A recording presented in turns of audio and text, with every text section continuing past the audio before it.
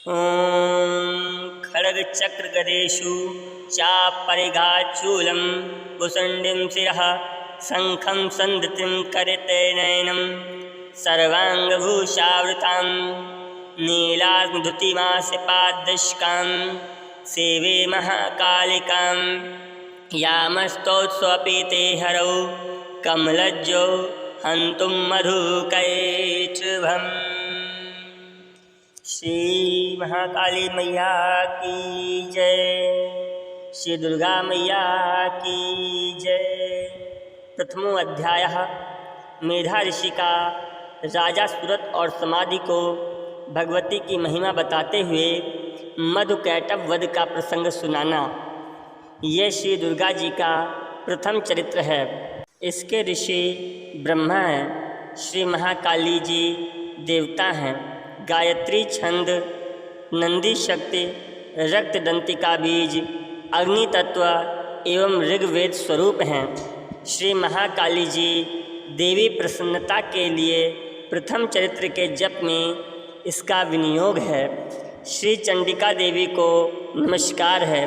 मार्कंड जी ऋषि बोले, सूर्य के पुत्र सर्वाणी जो 8वें मनु कहे गए हैं, अब मैं उनके उत्पन्न होने की कथा विस्तार पूर्वक कहता हूँ, उसको सुनिए। सूर्य के महाभाग सर्वाणी जिस प्रकार श्री महामाया की कृपा के द्वारा मनवंतर के अधिपति बने, उस कथा को सुनिए।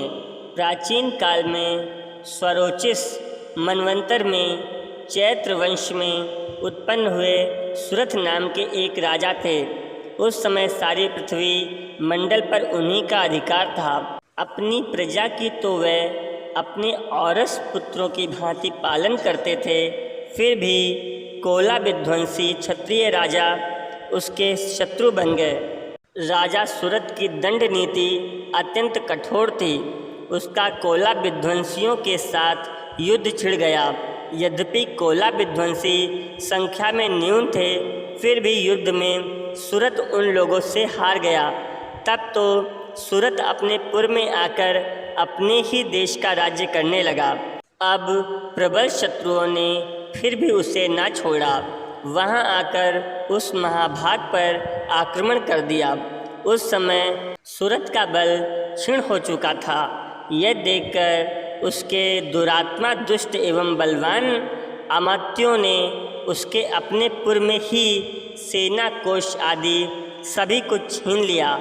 तब तो जिसका प्रभुत्व छीन चुका था, ऐसा वह अकेला ही घोड़े पर सवार होकर शिकार खेलने के बहाने घने वन में चला गया। वन में जाकर उसने एक ऐसा आश्रम देखा जहाँ के हिंसक जीव भी अपनी स्वाभाविक हिंसा वृत्ति त्याग कर परम शांत थे। वह आश्रम द्विज श्रेष्ठ मेधा मुनि का था। उनके शिष्य उस आश्रम की शोभा बढ़ा रहे थे। राजा उस आश्रम में पहुंचा। मुनि ने उसका पूरा सत्कार किया। उस मुनि के परम श्रेष्ठ आश्रम पर इधर उधर विचरण करते हुए कुछ समय उसने व्यतीत किया। फिर उसी आश्रम में निवास करते हुए उसके चित्त को राज्य की ममता ने आकृष्ट कर लिया। वह विचार करने लगा, अहो, जिसको मेरे पूर्वज पूर्व काल से पालते आए, आज वह राज्य मुझसे छिन गया। मेरे ही नौकर दुराचारी हो गए। पता नहीं अब वह लोग धर्मपूर्वक प्रजा का पालन कर रहे होंगे या नहीं। मेरा शूरवीर हाथी जो सदा मद की वर्षा करता था, वह मेरे शत्रुओं के अधीन होकर न जाने किन भोगों को भोग रहा होगा। और जो लोग मुझसे कृपा, धन एवं भोजन आदि पाकर नित्य ही मेरा अनुसरण करते थे, अब वह निश्चय ही दूसरे राजाओं की आज्ञा का पालन करते होंगे। मैंने कितना परिश्रम करके कोष संग्रह किया था, अब उसे फिजूल खर्च करने वाले खर्च करते करते क्या खाली कर डालेंगे। अत्यंत दुख से संचित खजाना क्या सचमुच नष्ट हो जाएगा। इस प्रकार की और भी बातें राजा सतत विचारने लगा। इस प्रकार विचारते विचारते एक दिन विप्रवर मेधा मुनि के आश्रम के पास एक वैश्य को देखा। पास जाकर पूछा कि तुम कौन हो, इस आश्रम पर आने का क्या कारण है? तुम तो शोकग्रस्त एवं उदास दिखाई देते हो, इसका क्या कारण है? यह राजा ने प्रेम पूर्वक पूछा। राजा की बात सुनकर वैश्य ने अत्यंत नम्रता से उत्तर दिया। वैश्य बोला, मैं धनवान कुल में उत्पन्न हुआ समाधि नाम का वैश्य हूँ। धन के लोभ में पड़कर मेरे पुत्र एवं स्त्रियों ने अत्यंत दुष्ट होकर मुझे घर से निकाल दिया। इस समय मैं धन पुत्र से हीन हूँ। मेरा ही धन मेरे असाधु बंधुओं ने मुझे हटा दिया है। मैं अत्यंत दुखी होकर वन में चला आया हूँ। यहाँ आने पर मुझे यह भी मालूम नहीं कि मेरे पुत्र, स्त्री एवं संबंधियों की कुशल है कि नहीं। मेरे बांधव एवं स्त्री पुत्रों का क्या समाचार है? घर में रहते हुए अब उन्हें किसी प्रकार का कष्ट तो न होगा। ना जाने मेरे पुत्र किस प्रकार रह रहे होंगे, दुराचारी होंगे अथवा सदाचारी। राजा बोला, अरे जिन लोभी पुत्र बंधु बांधवों ने धन छीन कर तुम्हें निकाल दिया, उनके लिए तुम्हारे मन में इतना स्नेह क्यों, इतनी ममता क्यों? वैश्य बोला कि आप मेरे विषय में जैसी बात कर रहे हो सो सब यथार्थ है, पर मैं क्या करूं? मेरा मन कठोर होता ही नहीं। जिन पुत्रों ने धन के लोभ में पड़कर पितृ प्रेम, स्वजनों ने हार्दिक प्रेम त्याग कर मुझे घर से निकाल दिया, फिर उन्हीं के लिए मुझे इतना प्रेम क्यों है? मैं सब कुछ जानते हुए भी इस बात को नहीं जान सकता। हे राजन, मैं क्या करूं? उन गुण रहित बंधु बांधवों के लिए मेरे चित्त में इतना प्रेम क्यों उमड़ रहा है? उनके लिए मैं लंबी लंबी सांसें भरता हूँ। उन संबंधियों में मेरे लिए प्रेम का अभाव है, तो भी मेरा मन उनके लिए कठोर नहीं होता। इसके लिए मैं क्या करूं? मार्कंडेय जी बोले, हे ब्राह्मण श्रेष्ठ। तब वे दोनों सुरथ राजा तथा समाधि नामक वैश्य मेधा मुनि के पास साथ साथ पहुँचे। वह श्रेष्ठ राजा तथा समाधि वैश्य न्यायपूर्वक ऋषि का सत्कार करके उनके चरणों में बैठ गए। वैश्य और राजा ने वार्तालाप आरंभ किया। राजा बोले, हे भगवान, मैं आपसे एक बात पूछता हूँ, कृपा करके उसे बताएं। मेरा मन अपने वश में नहीं। यह बात मेरे मन को अतीव दुखित कर रही है। मेरा राज्य मुझसे छिन गया। उसकी तथा उस राज्य के सभी अंगों की ममता मुझे लग रही है। मैं जानता हूँ कि अब राज्य मेरा नहीं है, फिर भी हे मुनिराज, अज्ञों की भांति मैं उसके लिए अत्यंत दुखी हूँ। इसका क्या कारण है? इधर इस वैश्य को भी पुत्र, स्त्री, नौकर, चाकरों ने अपमानित करके घर से निकाल दिया है। यद्यपि इसे संबंधियों ने त्याग भी दिया है, फिर भी इसका मन उनमें स्नेह करता है। इस प्रकार यह और मैं दोनों ही अत्यंत दुखित हैं।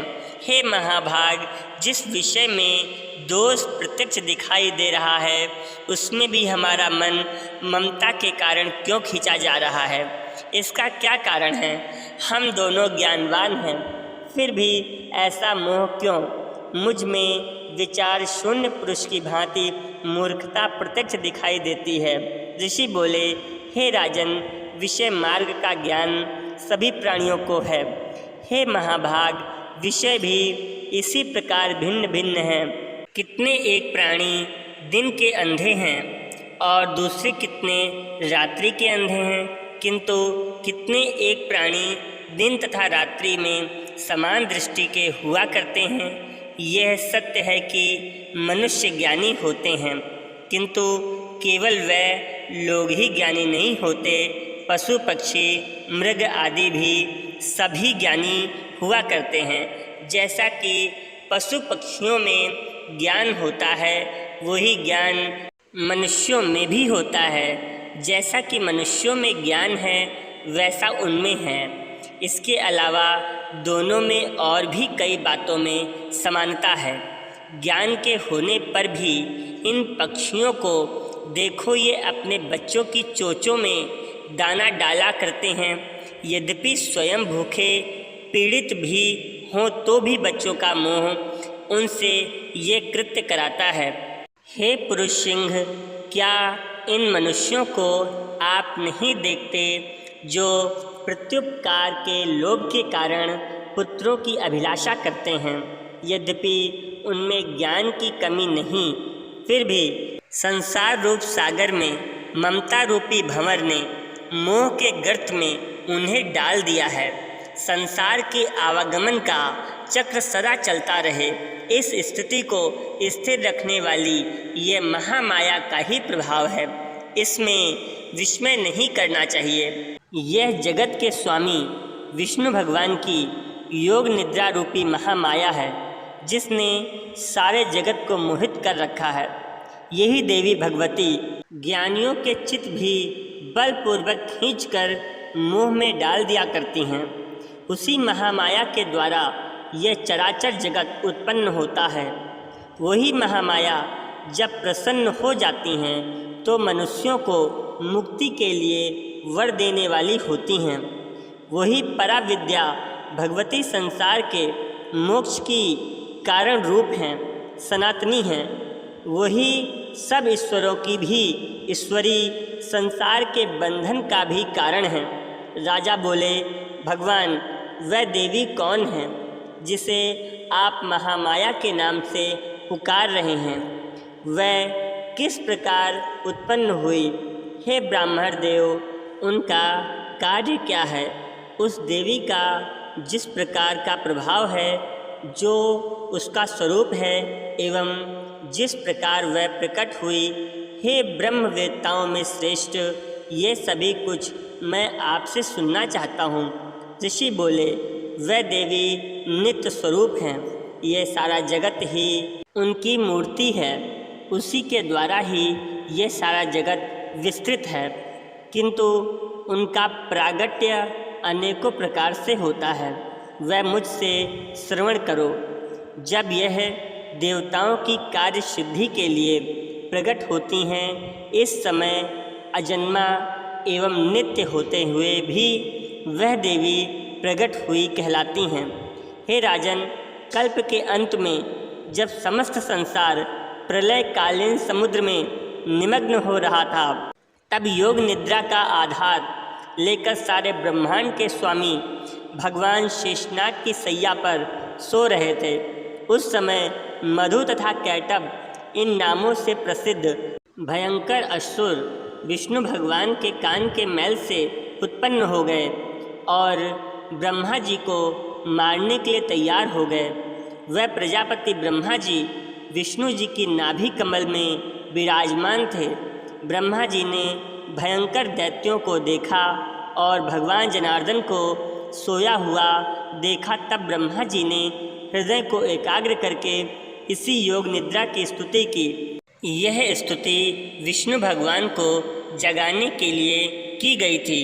योग निद्रा देवी ने भगवान के नेत्रों में उस समय निवास किया हुआ था। सारे विश्व की ईश्वरी, जगत की रचना करने वाली, स्थिति एवं संहार करने वाली भगवान विष्णु जी के तेज की अतुल शक्ति भगवती निद्रा की ब्रह्मा जी ने इस प्रकार स्तुति की। ब्रह्मा जी बोले, हे भगवती, तुम ही स्वाहा, तुम ही स्वधा, तुम ही वशटकार एवं स्वर स्वरूपिणी हो। तुम ही अमृत हो। नित्य ओंकार स्वरूप अक्षर ब्रह्म में आ, उ, मा इन तीन मात्राओं में तुम ही स्थित हो एवं इन तीन मात्राओं के अतिरिक्त जो प्रणव के ऊपर रूपेण बिंदु अर्धमात्रा है और जिसका उच्चारण विशेष रूप से नहीं हो सकता, उस धर्म मात्रा में भी नित्य निवास करने वाली तुम ही हो तथा संध्या, सावित्री एवं सबकी परम माता हो। इस विश्व को तुम ही धारण करती हो, इस जगत की रचना भी तुम ही करती हो, जगत का पालन भी तुम ही करती हो, अंत में इसका ग्रास भी तुम ही कर लेती हो। हे मातेश्वरी, सृष्टि को रचते हुए तुम सृष्टि रूपा हो, पालते समय तुम स्थिति रूपा हो और काल्पांत में जब इस जगत का प्रलय करती हो तो संहर्ति रूपा भी तुम ही हो। तुम ही महाविद्या, महामाया, महामेधा, महास्मृति हो। महामोहा देवी, महादेवी, महासुरी तुम ही हो और तीनों गुणों की उत्पत्ति करता तुम ही सबकी प्रकृति हो। घोर कालरात्रि, मोहरात्रि, महारात्रि भी तुम हो, श्री भी तुम हो, ईश्वरी भी तुम हो, बोध कराने वाले लक्षण बुद्धि भी तुम ही हो। तुम ही लज्जा, पुष्टि, तुष्टि एवं तुम ही शांति तथा क्षमा हो। खड़ग धारिणी, त्रिशूल धारिणी, घोर रूपा तुम ही हो। गदा तथा चक्र धारण करने वाली तुम ही हो। शंख, धनुष, बाण, भुसुंडी, परिघ आदि आयुधों को धारण करने वाली तुम ही हो। तुम ही सौम्य एवं सौम्यतर हो। सभी सुंदर पदार्थों से भी तुम अत्यंत सुंदर हो। पर एवं अपर सबसे परा परमेश्वरी भी तुम ही हो। हे सभी स्वरूपों को धारण करने वाली, जहाँ कहीं जो कुछ भी सत तथा असत वस्तुएं हैं उन सब में जो शक्ति है वह तुम ही हो। ऐसा होने पर आपकी स्तुति करना भी अशक्य है। और जो जगत के उत्पादक, पालक एवं संहारक विष्णु भगवान हैं उन्हें भी तुमने निद्रा के अधीन कर दिया, तब तुम्हारी स्तुति करने में कौन समर्थ हो सकता है। हे देवी, मुझे भगवान विष्णु को एवं भगवान महादेव को भी तुमने शरीर ग्रहण कराया, इसी कारण आपकी स्तुति करने की किसमें शक्ति हो सकती है। हे देवी, तुम अपने उदार प्रभावों के द्वारा ही स्वयं प्रशंसित हो। हे देवी, ये मधु तथा कैटब दोनों दुर्धर्ष असुर हैं, इन्हें मोहित करो और जगत के स्वामी विष्णु भगवान को अत्यंत शीघ्र ही जगा दो। इसके साथ साथ भगवान के हृदय में इन दोनों के मार डालने की बुद्धि उत्पन्न करो। ऋषि बोले, हे राजन, जब इस प्रकार ब्रह्मा जी ने उस तपोगुणी देवी की स्तुति की विष्णु भगवान को जगाने के लिए एवं मधु कैटब दोनों को मारने के लिए, तो भगवान के नेत्र, मुख, नासिका, भुजा, हृदय एवं वक्ष स्थल से प्रकट होकर वह देवी अव्यक्त जन्मा ब्रह्मा जी की दृष्टि के सामने उपस्थित हो गई। तब योग निद्रा से मुक्त हुए जगन्नाथ जनार्दन भगवान एकारणों के जल में शेष सैया से जग गए और उन दोनों को सामने देखा। वह दुरात्मा अत्यंत पराक्रमी मधु कैटव क्रोध से आंखें लाल लाल करके ब्रह्मा जी को खा जाने के लिए तैयार थे। तब झटपट उठकर भगवान विष्णु ने उन दोनों के साथ युद्ध करना आरंभ कर दिया। वह दोनों बलवान होने के कारण उन्मत्त थे एवं महामाया से विमोहित थे। उनके साथ विष्णु भगवान जी ने 5000 वर्ष पर्यंत भुजा युद्ध किया। तब उन दैत्यों ने केशव भगवान से कहा कि हम तुम्हारे पराक्रम से प्रसन्न हैं, कोई वर मांग लो। श्री भगवान बोले, यदि तुम दोनों मुझ पर प्रसन्न हो गए हो तो यह वर दो कि तुम दोनों ही मेरे हाथों मारे जाओ। मैं और कौन सा वर मांगूं? बस यही वर मांग लिया। ऋषि बोले, इस प्रकार दोनों धोखे में आ गए। जब सारा जगत जलमय उन दोनों ने देखा, फिर वह भगवान विष्णु से बोले, जहाँ पृथ्वी जल से डूबी ना हो वहाँ हम दोनों का वध करो।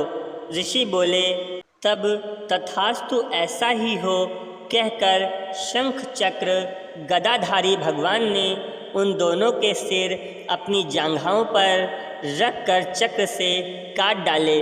इस प्रकार यह महामाया भगवती ब्रह्मा जी की स्तुति करने पर स्वयं प्रकट हुई थी। उन देवी जी का प्रभाव अथाह है, जिसका वर्णन आगे की कथाओं में किया जाएगा। इस प्रकार दुर्गा सप्तशती के अंतर्गत यह प्रथम अध्याय समाप्त हुआ। बोलो श्री दुर्गा मैया की जय, महाकाली मैया की जय। ओम महाकाल के सुविधे देवी सूर्यकोट निवासिनी इमं देवी महामाया विश्वरूपे नमोस्तुते। ओम जयंती मंगला काली भद्रकाली कपालिनी दुर्गा क्षमा शिवा धात्री स्वाहा सुधा नमोस्तुते। श्री जगज्जननी दुर्गा मैया की जय, श्री महाकाली मैया की जय, श्री वैष्णो मैया की जय।